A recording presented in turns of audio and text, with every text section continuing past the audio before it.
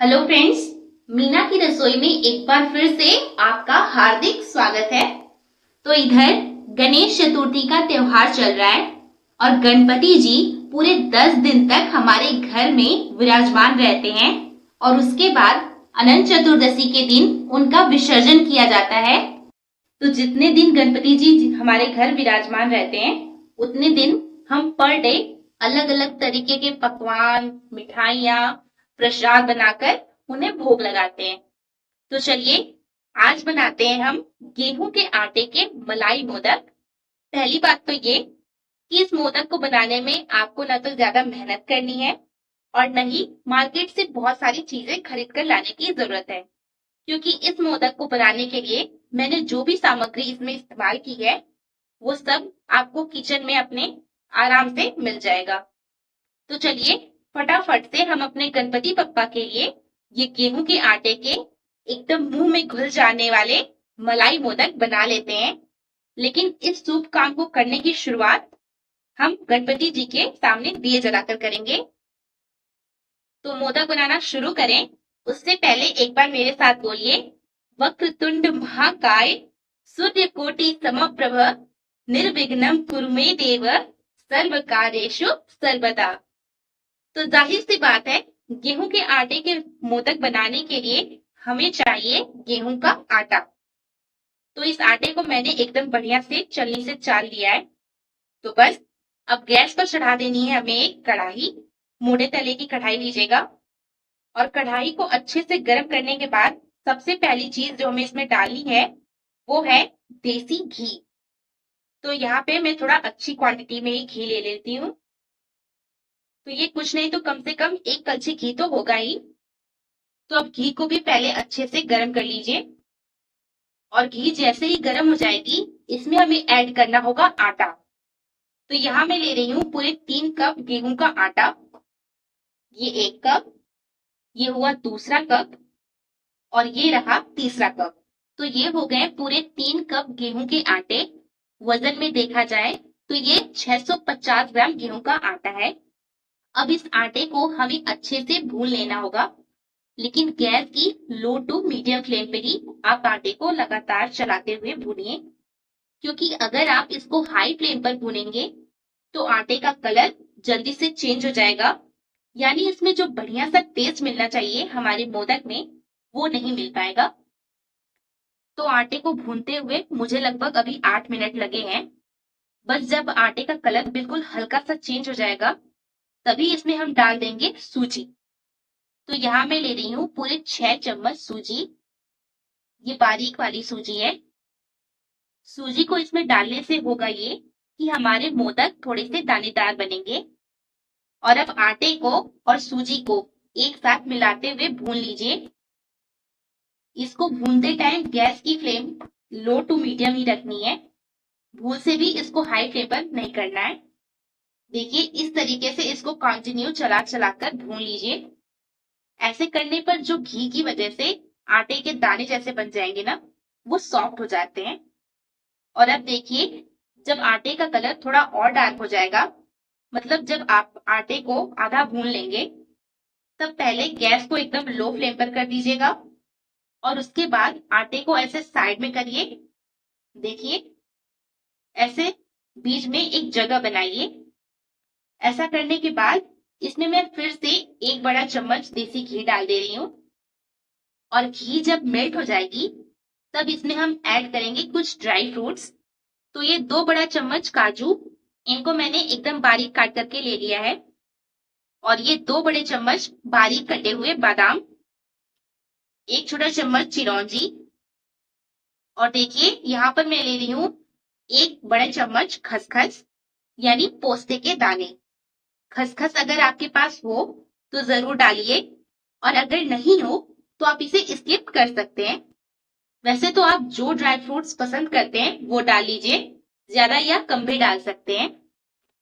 In dry fruits को एक बार चला लीजिए और फिर सारे ड्राई फ्रूट्स को आटे और सूजी के साथ मिलाकर बढ़िया से भून लीजिए। देखिए अब हमारे आटे का कलर भी बढ़िया से चेंज हो गया है। सारे ड्राई फ्रूट्स भी आटे के साथ ही बढ़िया से रोस्ट हो गए हैं।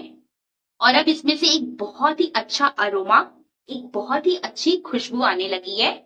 तो अब गैस को कर देंगे एकदम धीमी आंच पे और अब इसमें हम मिलाएंगे घर के दूध से निकली हुई मलाई।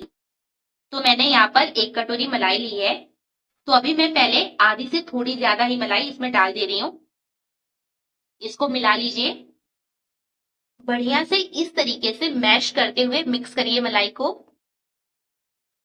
तो अभी मुझे थोड़ी मलाई कम लग रही है, तो बची हुई मलाई को भी मैं इसमें डाल देती हूँ। अब आटे को गैस की लो मीडियम फ्लेम पर मलाई के साथ अच्छे से भून लेते हैं। अच्छा, अगर आपके पास मलाई ना हो तब आप लगभग 3 कप दूध लीजिए, अगर आपने मेरे जितना ही गेहूं का आटा लिया हो तो। और उस 3 कप दूध को अलग से कढ़ाई में गर्म करके आधा होने तक गाढ़ा कर लीजिए। मतलब यूं समझ लीजिए कि आपको रबड़ी तैयार करनी है और इस रबड़ी को इसमें मिला लीजिए।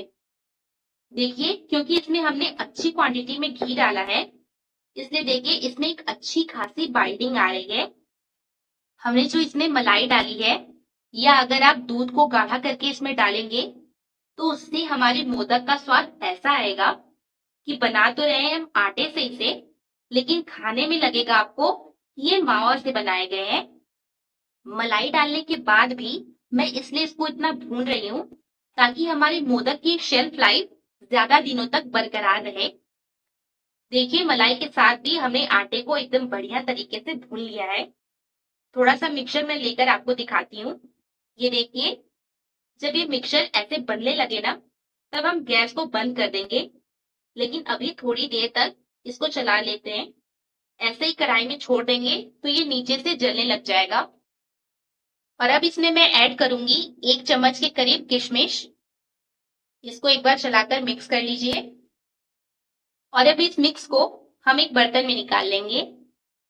तो मैं यहाँ पर एक तसले में इस मिक्स को निकाल ले रही हूँ। और अब तुरंत जब ये मिक्सचर गर्म होगा तभी हम इसमें ऐड करेंगे चीनी। तो मैं यहाँ पर 2 कप पीसी हुई चीनी डाल दे रही हूँ इसमें। वजन में देखें तो ये करीब 300 ग्राम शुगर पाउडर है। मीठा आप अपने हिसाब से कम ज्यादा कर सकते हैं। और हाँ, आप अगर चाहें ना तो इसको गुड़ से भी बना सकते हैं। पाउडर गुड़ है तो वो ले लीजिए। और अगर ऐसा जमा हुआ गुड़, जिसको हमारी एरिया आजमगढ़ में भेली भी कहा जाता है, तो अगर आपके पास ये जमा वाला गुड़ हो तो उसको कद्दूकस करके आप ले सकते हैं। और अब इसको पूरा मैश करते हुए बढ़िया से मिक्स कर लीजिए। अच्छा, यहाँ गरम मिक्सचर में ही हम चीनी इसलिए मिला रहे हैं ताकि हमें एक सॉफ्ट और एक स्मूथ सा टेक्सचर मिल जाए इसमें। अगर आप और भी ढेर सारी घी में डालकर पहले से इस मिक्स को स्मूथ टेक्सचर का बना लेते हैं तो आप इसमें चीनी तुरंत मत डालिएगा। जब ये मिक्सचर ठंडा हो जाएगा तब इसमें आप चीनी ऐड करिएगा। देखिए, ये मिक्स हो गया। तो अब इसके फ्लेवर को और भी ज्यादा बढ़ाने के लिए इसमें हम डाल देंगे इलायची पाउडर। तो ये मैंने 8-10 इलायची को कूटकर दरदरा सा पाउडर बनाकर ले लिया है।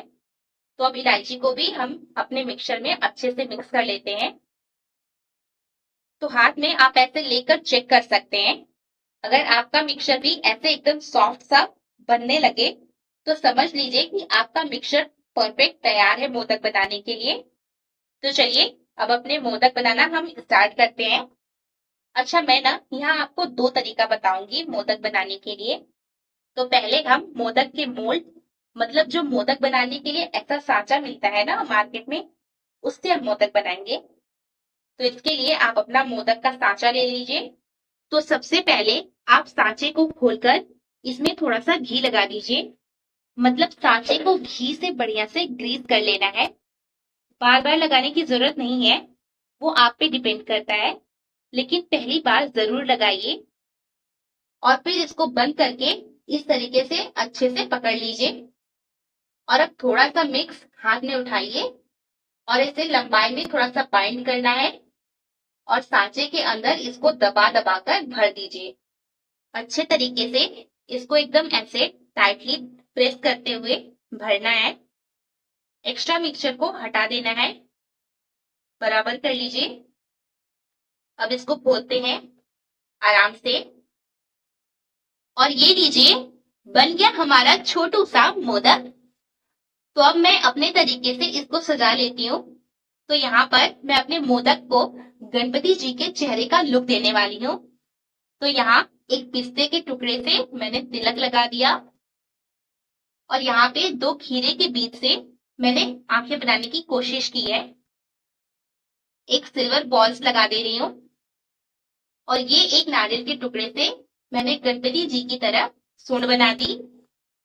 तो ये देखिए, अब हमारे मोदक पहले से और भी ज्यादा क्यूट और सुंदर लग रहे हैं। सच्ची बताइएगा, लग रहे हैं ना सुंदर?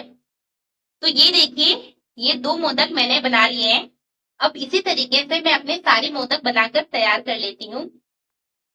तो ये मैंने अपने सारे मोदक बना लिए हैं और ये थोड़ा सा मिक्स मैंने रख दिया है। इससे हम बनाएंगे मोदक, लेकिन वो भी बिना मोल्ड के, यानी बिना मोदक के सांचे के। तो इसके लिए मैंने यहाँ पर ली है एक गहरी सी इस तरीके की कटोरी। इसमें इस मिक्स को हम पूरा रखेंगे इस तरीके से। टाइटली प्रेस करते हुए पूरा बढ़िया से शेप दीजिए। तो जैसे मैं करते जा रही हूँ, बिल्कुल वैसे ही आपको भी करना है। और अब इसको बढ़िया सा शेप दीजिए मोदक का। ये हो गया। तो अब इसको हम निकाल लेते हैं। और ये देखिए, बिना मोल्ड के भी हमने एक अच्छा सा मोदक बनाकर तैयार कर लिया है। इसे चिकना कर लीजिए। और अब मैं सेम तरीके से इसको भी सजा लेती हूँ। ये हो गया परफेक्ट। तो इतने मिक्सचर से मेरे करीब बने हैं 26 मोदक छोटे वाले और ये एक बड़े मोदक। लेकिन गणपति जी को केवल 21 मोदक का ही भोग लगाया जाता है, तो इसलिए मैं बस 21 मोदक ही ले रही हूँ गणपति जी को भोग लगाने के लिए। तो चलिए अब अपने गणपति बप्पा को हम अपने मोदक का भोग लगा लेते हैं। तो ये हमने बहुत ही कमाल का और बहुत ही ज्यादा स्वादिष्ट सा मोदक बनाकर तैयार कर लिया, वो भी सिर्फ गेहूं के आटे से। तो देखा ना आपने, कितना आसान है ये मोदक बनाना। और ये स्वाद में चावल के आटे के मोदक से काफी ज्यादा बेहतरीन है, बहुत ही ज्यादा स्वादिष्ट है। और जो हमने इतनी ज्यादा क्वांटिटी में इसमें घी यूज किया है ना, तो जब आप इस मोदक को अपने मुंह में रखेंगे तो ये एकदम घुल सा जाएगा। तो बन गए ना हमारे एकदम स्वादिष्ट से मलाई मोदक, वो भी गेहूं के आटे से। तो अगर आपको मेरी ये वीडियो पसंद आई होगी तो प्लीज वीडियो को लाइक कर दीजिएगा, ज्यादा से ज्यादा शेयर कीजिएगा। और अगर अभी तक आपने मेरे चैनल मीना की रसोई को सब्सक्राइब नहीं किया है तो देर किस बात की है, फटाफट से सब्सक्राइब करके प्लीज हमें सपोर्ट कीजिए, ताकि मैं आपके साथ ऐसी और भी अच्छी अच्छी रेसिपी शेयर कर सकूं। तो चलिए मिलते हैं अगली वीडियो में एक और भी ऐसी इंटरेस्टिंग सी रेसिपीज के साथ। तब तक के लिए bye bye, take care and thanks for watching.